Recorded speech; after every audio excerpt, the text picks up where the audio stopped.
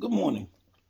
I keep hearing media and all these other talking about us being in the streets, black people. And it's almost as if they don't get it that there was no special black meeting worldwide to make us sit this one out. It was like a calling. We realize that we have a purpose. Uh, we are the true Hebrew Israelites. We're the chosen people. We have a purpose. Yahweh has a purpose for us. And it was almost like we just woke up with it in our head all over America. So I asked Chat GPT because I was concerned, maybe we're supposed to be in the street. And I asked it to search scriptures of the Ethiopian Bible, not the King James or the other. Ethiopian Bible is the original Bible with nothing changed in it. All the others are whitewashed. Whether you believe it or not, I really don't care. If you do any research or know anything, you know they did it. You probably already knew anyway, but don't want to admit it to yourself. But as it stands, I asked the question, should we be in the street or what should we be doing?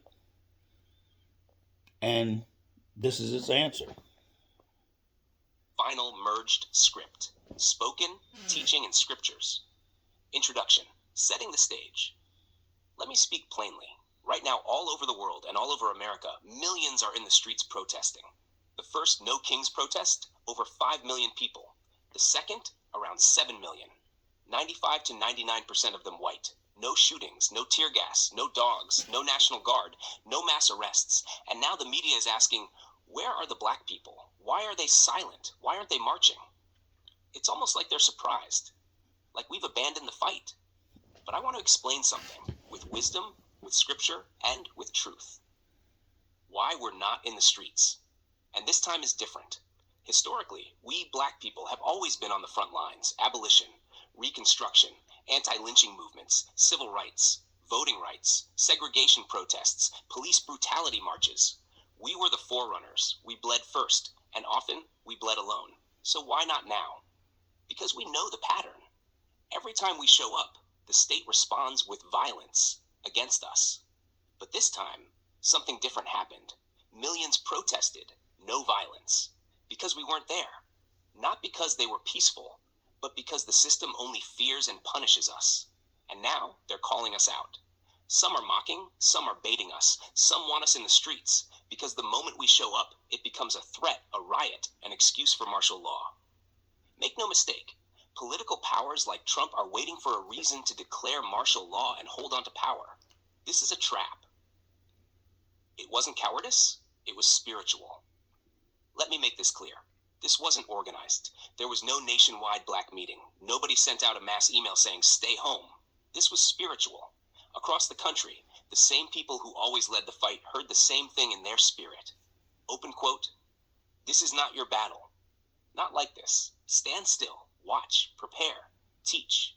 Close quote. And if we truly are the descendants of the Hebrew Israelites, then this makes sense, because our assignment right now is not to die in a war Yahweh did not tell us to fight. Our assignment is 1. Awaken to who we are. 2. Return to the covenant of Yahweh. 3. Get our houses and families in order. 4. Teach our people and warn the nations. And you cannot do that from a grave. You cannot do that from a prison cell. Scriptural and Ethiopian biblical foundation. Open quote. Stand still and see the salvation of the Lord. The Lord shall fight for you, and you shall hold your peace. Exodus 14:13-14, close quote. Open quote. Be still in the days of wrath and wait for my deliverance. Ethiopic Enoch 95:3-4, close quote. Open quote. Come out of her, my people, that you be not partakers of her sins, nor receive of her plagues. Revelation 18:4, close quote. Open quote. In the land of their captivity they shall remember themselves. Baruch 2:30, Ethiopian canon. Open quote. Set your house in order and teach your children. 2 Esdras 4:13, close quote. Open quote. Be wise as serpents, harmless as doves. Matthew 10:16, close quote. Hash what we should be doing right now. Assignment scriptural basis. Awaken to identity. We are Israel's descendants. Baruch 2:30. Return to covenant, keep commandments and Sabbaths, Jubilees 1 and 50. Set our houses in order, spiritually and physically. 2 Esdras 14 verse 13. Teach our children and the nations truth. Due to 6 verse 6 to 9, Isaiah 49 6. Build communities, unity, resource sharing, Acts 2 42 to 47. Refuse to take the bait into premature death. Proverbs 22 verse 3. Let Yahweh judge Babylon, not our emotions. Exodus 4:14. Romans 12:19. This is not surrender. This is strategy. We're not abandoning the fight. We're changing weapons. From anger to wisdom. From streets to scripture. From reaction to revelation. Babylon is falling, not by bullets, but by prophecy. Yahweh said, open quote, vengeance is mine. I will repay. Do. Close quote. Open quote. Be still and know that I am Elohim. I will be exalted among the nations. Psalm 46 verse 10. Final word. So yes, we stay wise. We stay alive. We teach. We build. We awaken.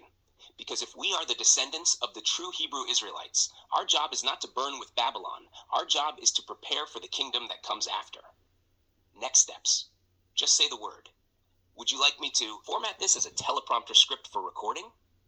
Break it into social... Okay, that was short and sweet. It feels that we should do exactly what we're supposed to do, what we're called to do. Not fall into the same mistakes that were made before. I mean, not saying that the past didn't need to happen, but right now Babylon is falling. We're in what you probably call reading the Bible that that Bible, that fake Bible, but the end times. If you read the real Bible, you will realize it's only the end times for some. If you read the Ethiopian Bible, you'll find that all the other Bibles added and made up shit to make it fit their narrative. I mean, like Adam and Eve, the snake, lie. Oh, white biblical characters. Sorry, white people didn't exist until 1100 years after the Ethiopian Bible was completed. Duh. Your mutation of the original people. We're all one human race. There's only one race, human. You didn't just pop up over there and you was white and you was superior. You made that shit up in your head. We're all God's children. Whether you want to believe that or not, that doesn't really concern me. Well, it should concern you, because Babylon fires are hot, from what I can figure. I don't know if I'm going to even make it, but I know I'm called to pass it on. I'm called to pass it on, give it to you. I can't stop myself. But you have a nice day. I did what I thought I should do today. Maybe this will explain to you why it's safer for the palm-colored people. It's much safer for you if we're not there. Because there's no way they can try to kill us and not some of y'all get killed. Keep doing what you do. We're proud of you. We're proud of you. Stay alive, but keep the fight going. We're fighting from the back. We're fighting from behind the lines for everybody's safety. And for MAGA, I don't know what to say about you. I can't figure out how you figure you could murder, kill, and oppress people and do all this stuff and still say that you know anything about God. Trump did say he lacked uneducated people. He said educated people don't like him very much. That's true, because, you can't say anything to us and we believe it. We will fact check your ass off. We fact check everybody. I fact check my damn self all the time. That's why a lot of times I use Chat GPT, and when I'm talking to it and asking it to do something, I tell it only if it is true. Do you ever ask that question? Only if it is true, or only if it fell out of Donald Trump's butt. So as it stands, he's probably why I might not make it. Because every time I think about him, it angers me, and I haven't gotten over there. I'm working on it, though. I just have this thing about stupid people.